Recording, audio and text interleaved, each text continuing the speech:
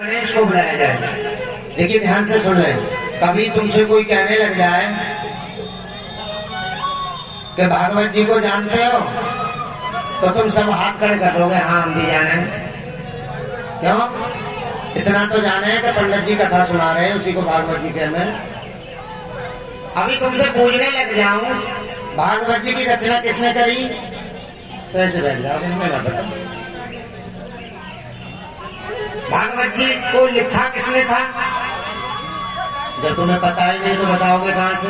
अब मैं तुम्हें बताने जा रहा हूं, कोई आगे पूछने लग जाए तुमसे पूछने लग जाए, तुम्हारे यहाँ कोई मेहमान ही आ गया या फोन पे पूछने लग जाए तुम्हारे भाजलपुर में शिव मंदिर पर कथा हो रही है क्या, हाँ भागवत कथा हो रही है, तुम कहोगे हाँ, तो भागवत जी की रचना किसने करी थी जरा बताना।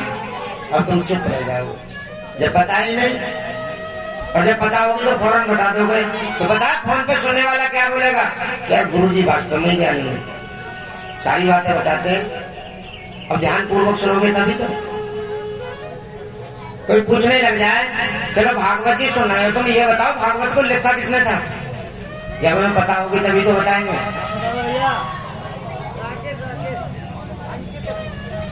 हेलो, ये राकेश संत जी भगवान की कथा में 50 रुपए का दान कर रहे हैं,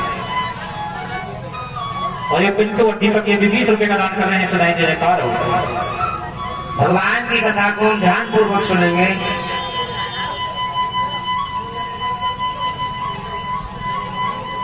और भगवान की कथा में हम विधान नहीं करेंगे तो हमें शांति मिलेगी। व्यास जी महाराज ने कहा कि बद्रीनाथ में गुफा है, अभी नाम नहीं रखा गया था गुफा का, चलो वहीं चलते हैं। व्यास जी महाराज को कहीं स्थान नहीं मिला तो बद्रीनाथ गए, और जाकर के भगवान गणेश जी को बुलाया। गणेश जी से कहा तुम कथा को लिखो।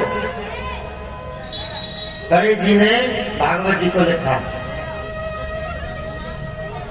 बोले अब यहाँ में मोहर कौन लगाए, तो मेरे ठाकुर जी, मेरे नारायण भगवान विष्णु स्वयं आकर के मोहर लगाते और कहते हैं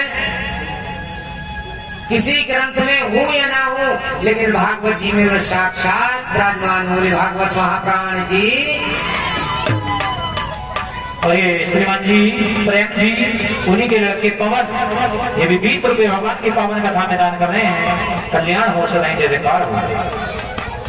कलयुग में भागवत जी में साक्षात नारायण विराजमान है, तभी तो मैं कहता हूं कि इसको मनोरंजन का साधन मत समझो। ना जाने वो कब क्या करते हैं कोई पता नहीं है, उनकी लीला को कोई नहीं जानता। तो अब तो समझ में आ गई भागवत जी किसने लिखी। हाँ, अब देखिए बच्चे भी बता रहे हैं किसने लिखी, गणेश जी ने। कहाँ लिखी, बद्रीनाथ की गुफा में। अगर ध्यान से सुनेंगे तो हम बता सकते हैं। तब व्यास जी महाराज को शांति मिली, इसलिए हम जगह जगह भागवत जी होती हैं, और सब अलग अलग प्रकार के कथावाचक कथा बोलते हैं।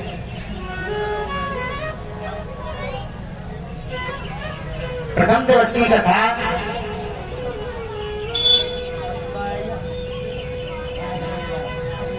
ज्ञान वैराग्य भक्ति। भागवत जी का अर्थ क्या है,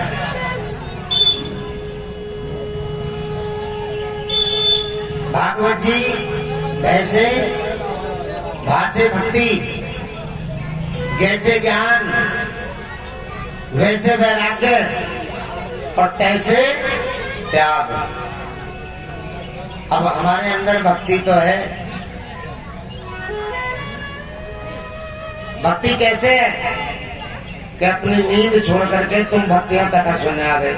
और ये अक्षय 20 रुपए का दान, अक्षय 20 रुपए भगवान की कथा में दान कर रहे हैं। कल्याण हो, सदाई जय जयकार हो। बोले वृंदावन बिहारी लाल की जय हो। अब इतनी भक्ति तो तुम भक्तों में है कि कथा सुनने तो आ गए, लेकिन कुछ भक्त कहते हैं गुरुजी देखिए हम तो बहुत कथा करें, सुनने भी जावे, मंदिर भी जावे, पूजा पाठ भी करें, लेकिन फिर भी हम दुखी हैं। और ये मैं तुम्हें सच्चाई बता रहा हूं, जो पूजा पाठ ज्यादा करते हैं, भगवान को ज्यादा मानते हैं ना, सबसे ज्यादा दुखी भी हो जाते हैं। और जो नास्तिक प्रकार के लोग होते हैं ना, जो भगवान की सेवा नहीं करते, माता पिताओं की सेवा नहीं करते, भगवान को मानते नहीं है, वो सबसे ज्यादा सुखी है। लेकिन ध्यान रखना, आज वो सुखी तो हैं, वो सुखी क्यों हैं? क्योंकि उन्होंने पूर्व जन्म में अच्छे कर्म करे हैं।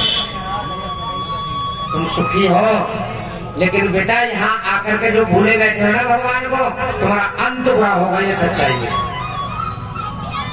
उसका अंत बुरा होगा, आप भी देखेंगे और हम भी देखेंगे और मेरा नारायण भी देखेंगे। अंत बुरा कैसे होगा? भगवान ने तुम्हें मनुष्य का शरीर दिया है, ये मत सोचो दोनों हाथ खाना खाने के लिए दिए। लगाते हैं कुछ वक्त बड़े, अरे ये हाथ दिए खाना खाने के लिए दिए। ये भगवान तुम्हारी उंगली 4 भी तो बना सकते थे, 5 क्यों बनाई? एक हाथ की उंगली 5 क्यों बनाई? क्योंकि 5 तत्वों से हमारा शरीर तैयार हुआ है। इसीलिए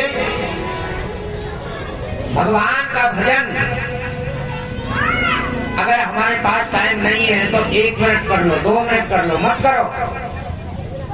लेकिन जहां जहां भगवान की कथा चल रही हो, वहां जाकर के सम्मिलित हो जाओ, बैठ जाओ, सुंदर सा आसन लगा करके।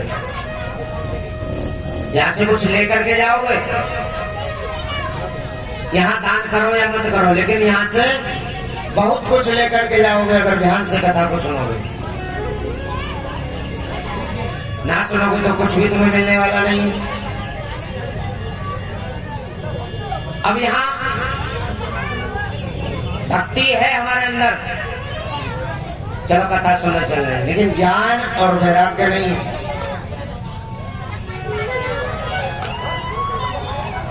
सबसे पहले हमें ज्ञान और वैराग्य को लाना है, भक्ति तो खुद पे खुद आ जाएगी। ज्ञान कैसे नहीं है?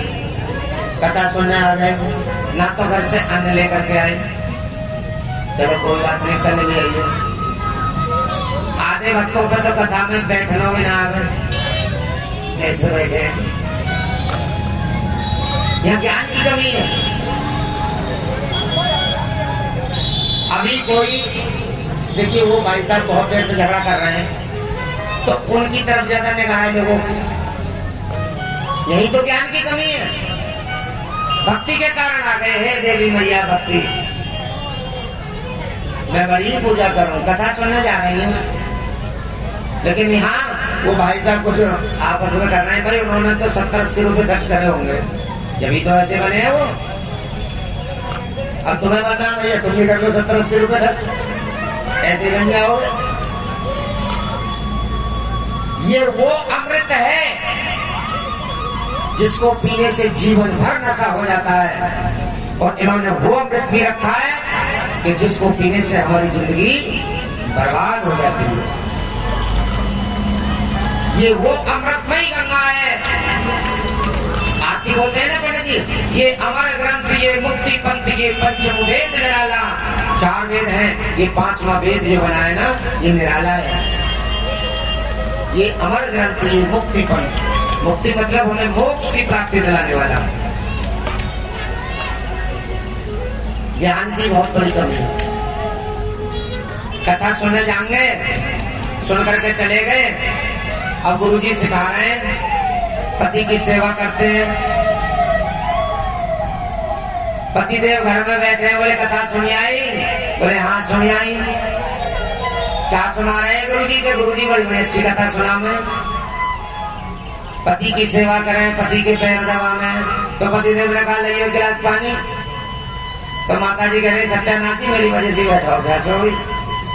जब से खुद ने लिया गया पानी, तो ऐसी कथा सुननी भी बेकार है।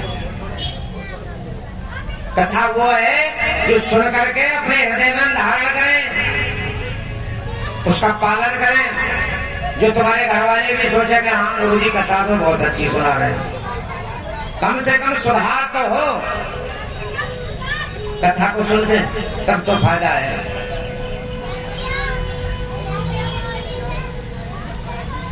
ये भगवान की वो अमृतमयी गंगा है जिसमें हम तुम सब डुबकी लगा करके हमें घर से पार होना है।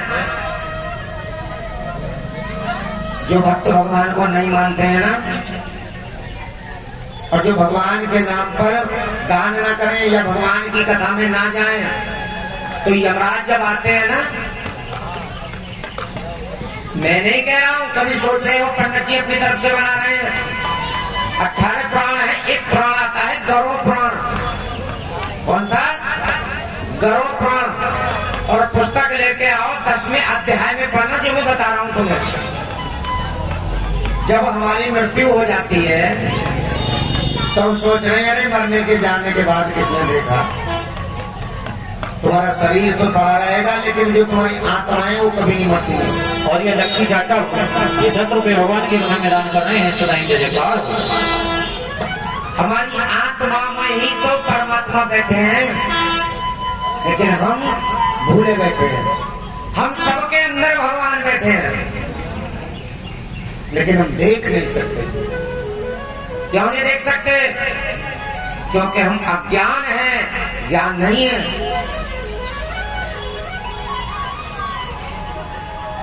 एक बात सोचो, देखिए पिछले साल भी मैंने अपने गुरुजी को देखा था, संत जी को। अब ये गुरुजी कहां से है? प्रयागराज से, इलाहाबाद से। कम से कम यहां से 600 किलोमीटर की दूरी है। तो ये गुरुजी संत जी यहां क्यों आए? सोचा कभी किसी ने? अब तुम सोच रहे होगे हो सके गुरुजी को वो खाना ना हो तो 600 किलोमीटर दूर से आए, 10-20 किलोमीटर देर के अपना आश्रम बना लेते। ये गुरुजी नहीं आए, भक्ति इन्हें लेकर के आइए। इनकी किस्मत में, इनके भाग्य में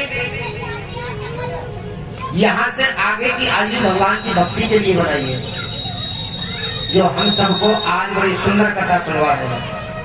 ये गुरुजी की तो कृपा है। वैरागी बनना पड़ता है भगवान को पाने के लिए। जानते हो वैरागी? आजकल जिनको हम तुम पागल कह देते हैं।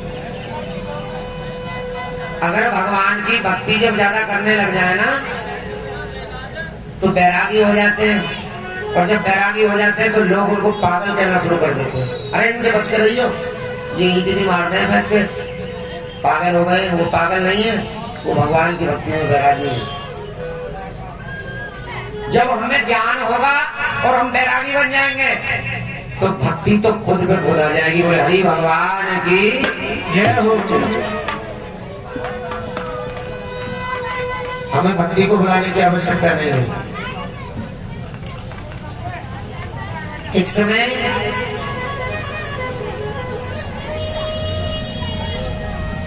घूमते घूमते देव ऋषि नारद